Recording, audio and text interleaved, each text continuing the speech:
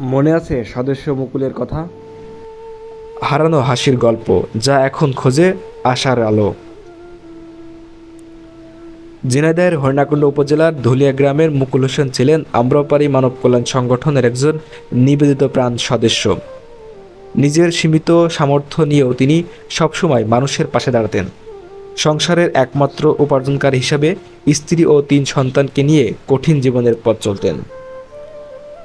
কিন্তু হঠাৎ তার মৃত্যুতে সেই পরিবারকে নিক্ষেপ করে অন্ধকারে। তখন আম্রপাড়ি সংগঠনটি এগিয়ে এসে পরিবারটিকে মাসিক ভাতার মাধ্যমে অর্থনৈতিকভাবে সহযোগিতা করে। কিন্তু নতুন করে বিপর্যয় নেমে এসেছে। মুকুলের স্ত্রীর কণ্ঠনালীতে টিউমার ধরা পড়ছে। তার চিকিৎসার ব্যয় বহন করা এই অসহায় এই পরিবারের পক্ষে পরিবারটির অসম্ভব। ভাতার আওতায় নিয়ে আসি এবং মুকুল ভাইয়ের ওয়াইফকে নিয়েই কিন্তু আমরা কথা বলছি। তিনি আমাদের সামনে আছেন এবং 3টে বাচ্চা রয়েছে। এই জায়গাটা আসলে খুব কষ্টেরই একটা জায়গা। ওনার কণ্ঠনালীতে টিউমার ধরা পড়েছে। তো এটা আসলে খুবই দুঃখজনক। তো এই পরিস্থিতিতে আসলে চিকিৎসা করা ছাড়া তো কোনো উপায় নেই। আর চিকিৎসা একসময় যে মানুষটি মানবতার সেবায় নিজেকে নিয়োজিত করতেন, আজ তারই পরিবার হাত বাড়িয়েছেন সহযোগিতার জন্য।